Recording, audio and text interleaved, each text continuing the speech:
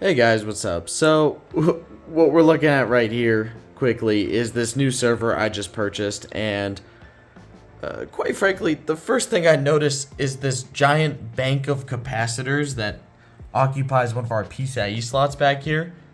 Like, I've seen battery backups for, like, RAID controllers and stuff like that, but I've never seen just a bank of capacitors just kind of raw like this. Anyways, I bought this server for like 200 bucks.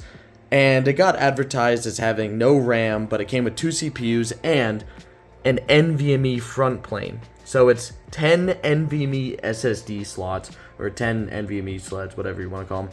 But anyways, so for the first time in like ever, the server actually came with all of the drive trays, except for one. I think they had a boot drive or something that they ripped out and then didn't have the other drive trays filled out. I have no idea. I've never seen that where they give me all the trays and have stripped the drives out of them, but I guess because it's easy, these are toolless drive trays. They have little pegs to put the U.2 NVMe SSDs in instead of screws. Normally companies will just rip out the trays and shred them with the drives instead of shucking them because of the having to unscrew 10,000 drives when you decommission a server rack. But in this case, it's easy, so they took them out, which is awesome because buying those is like impossible. Anyways, just to go back to these capacitors real quick, because I was curious at first, so maybe you are too, but there's 2 cables coming from it, so it's not to power like, our backplane or something like that to keep it on. They actually run to these DIMMs? Yeah, both of these DIMMs are powered by this capacitor bank. That is super cool. So it got advertised as having no RAM, but clearly it has some RAM. But I'm assuming, I haven't turned this thing on, and it didn't mention it in the description, I'm assuming these are persistent DIMMs for cache.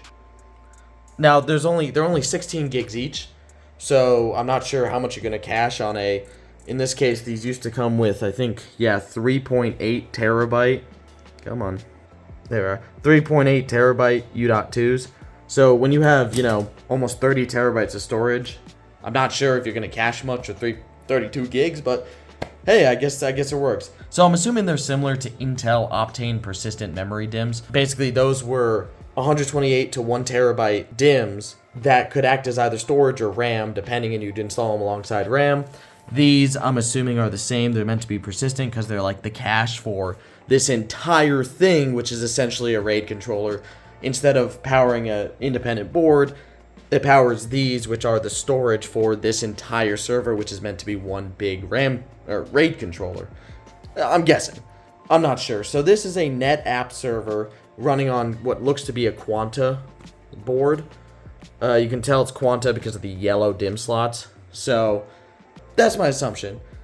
Anyways, they get NVMe, they get PCI Express from just all over the place here. As you can see, just anything to power all these slots with direct PCIe 4X. Even there's this riser here, which has a PCIe 24X.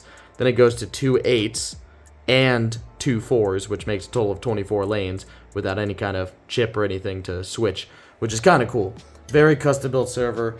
But I'm making this quick little preemptory video because, what should I do with this? I'm hoping it'll be easy to repurpose. It is Quanta, it is NetApp. Those are 2 of the most historically famous companies not letting you repurpose their hardware. So hopefully it'll be easy. It is just standard Xeon scalables. It came with 2 12-core CPUs, I believe. So first gen scalables. I guess we'll see, but I'm just making this. If you guys have anything you want to see me do with it or have any ideas, in the next video we'll put some RAM in it and throw it on the rack and try to boot it up and get IPMI access going. But that might not work, but that's why I'm making this first, so I have some ideas to make that video just in case, it ends up just not working out super well. So yeah, if you guys want to let me know, I'd really appreciate it. It does come with 2 800-watt power supplies, so it's got plenty of power for everything. I have some drives I can test in it. Hopefully it can be our new NVMe over Fabric or NVMe over iSCSI server, but time will tell. So like I said, if you have any ideas, I look forward to seeing them if anyone ends up seeing this video. But yeah, thank you guys so much for watching. I hope to see you guys soon. Love you guys, and I'll see you in the next one. Peace.